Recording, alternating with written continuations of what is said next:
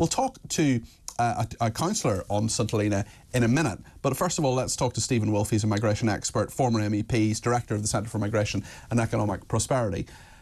Stephen, good to have you with us. What is going on here? What's going on here is a desperate attempt by the Labour government to try and solve this particular problem where Sri Lankans on the whole are coming across the Indian Ocean and arriving on the Chagos Islands. And the government has been saying for some time that they threaten the security of the military base, this US military base that we have signed over the rights of what was our own territory and allow the Americans to be there. And so under this auspices that it's threatening the safety and security of this military base, we are now going to export on a boat all these people who are coming from Sri Lanka, landing in Chagos, and taking them to St Helena for assessment of their asylum claims. Now, you can see why the Sri Lankans wanted to arrive on Chagos in the first place, is because it was regarded as a British protectorate, and therefore, if they claimed asylum there, their hope was that they would be regarded as able to claim asylum under British law. By moving them now from Chagos to St Helena, you're still allowing them to do that, whereas if they claimed asylum on Chagos now, it'd be part of Mauritius. So it'd be Mauritius's problem.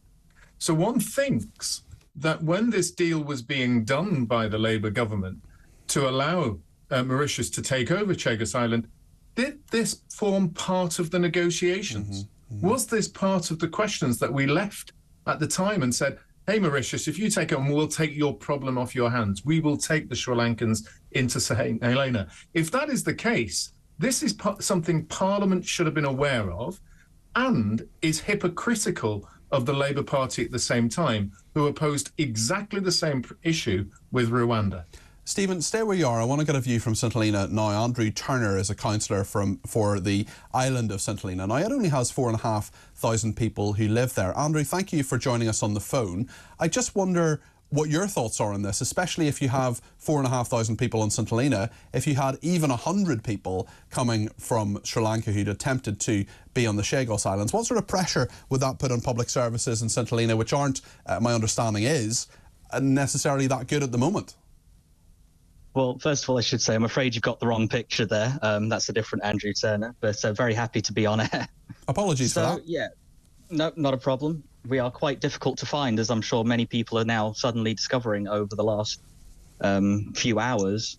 Obviously, St Helena has not played much of a part in global politics before. But yeah, in terms of the impact, we are a very small, very tight-knit community. We know most of the people you'll pass on the street on a first-name basis. So really, I mean, any influx will have some sort of impact from the community, whether it'll be just the exposure to new cultures, etc., whether it's language barriers. We have been a very small and very isolated community for a very long time, so this is all very new to us. Do you feel you've been played as a political weapon in all of this? Look, it's hard to say what the sort of the wider political issues are around this, particularly in the UK side. Obviously, my concern, as I'm sure you can imagine, is for the 4,500 people who live on St Helena and what impact this will have on the island. The problem is that impact is largely unknown. There has been so little detail given. So even just to maybe give you some idea of how it went down on the island, we as the non-ministerial elected members of the Legislative Council were only informed after the decision had been taken and 1 hour before the news was made public.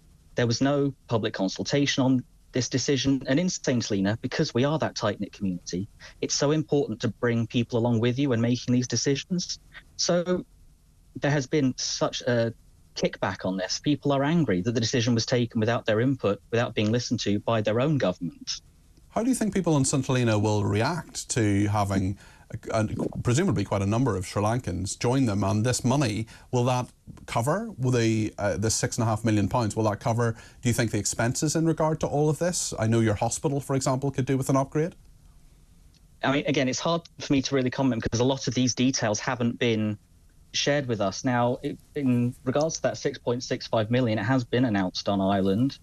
that this money will be used to end a backlog of cases that need to be sent overseas medically. So there are many medical procedures that just can't be carried out on the island, and so these are done in South Africa. Oh, look, you have got the right. I think we've got the right picture now. We found the right one. Sorry about that, Andrew. Yep. Not a problem. So, you know, that has been a huge difficulty for the island now for a few years, just with the sheer number of people we're needing to send overseas for what can be quite expensive medical care. 6.65 million is a lot of money for a small island like ours. I wonder what you think of Keir Starmer himself, because here in the UK we've been talking, especially on the station, about the Rwanda plan. It's a huge and very, very controversial plan that he got rid of on his first day as Prime Minister. But this new plan, affecting the Chagos Islands and affecting you on St Helena, seems to be a very, very similar plan. I wonder if you think he's a hypocrite.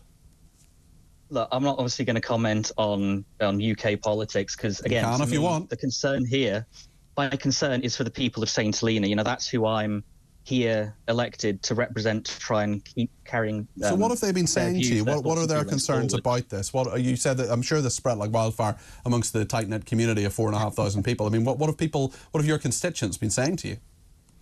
So there's a lot of concern that they don't know, for example, how many people would be turning up. There's been a lot of concern around, you know, again, what sort of cultural background they'll be from, what the vetting processes will be to ensure they're, you know, safe people to bring to the island. It's mostly just the biggest fear is always what you don't know. Yes, of course. And because so little detail has been shared with us, you can imagine that leads to people expecting the worst. Yeah. Well, listen, thank you for your thoughts on that. That's Andrew Turner there. He's a councillor for St Helena, talking to us right the way from the middle of the isolated community on the Indian Ocean. Stephen Wolfe is still with us, the migration expert. Stephen, what do you make of what Andrew has said there, and do you think Starmer's a hypocrite? Well, I think first and foremost, Andrew has been incredibly polite and very thoughtful about the way that this is going to impact them. But what is really insightful is the concerns that he is now expressing on behalf of his constituents. And that is that, firstly, they weren't informed. Well, that's no surprise. The government under the Conservative Party and also the Labour Party are very bad at informing us on or the communities where the impact of illegal migration is going to have a very big impact indeed. It's also clear that this was sprung upon them at the last minute. They're concerned about hospitals, schools, housing, all that, and the numbers coming through. Again, this is exactly what this country has been facing since the rush of people coming across on the boat since 2018. All those same concerns. And what it points out once more for us, and I think this is where the hypocrisy of Keir Starmer and his cabinet and his government as a whole is that whilst they criticised the Conservative Party for undertaking things such as Rwanda, they're doing exactly the same. They're carrying it out in exactly the same heavy-handed and sneaky way of dealing with this particular issue. I think it's a shame on them.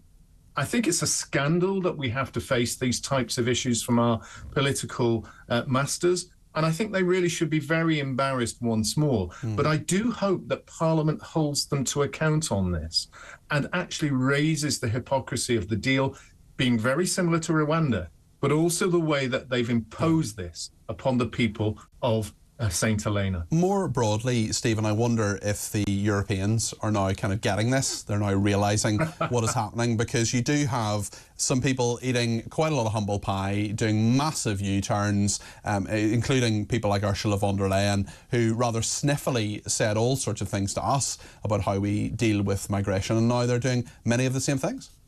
Oh, absolutely. I was listening very clearly to what you said at the beginning about the Commissioner criticising Rishi Sunak about a Rwanda-style deal, but I haven't heard her criticising in the same strength the Italian government for doing a deal like that in Albania.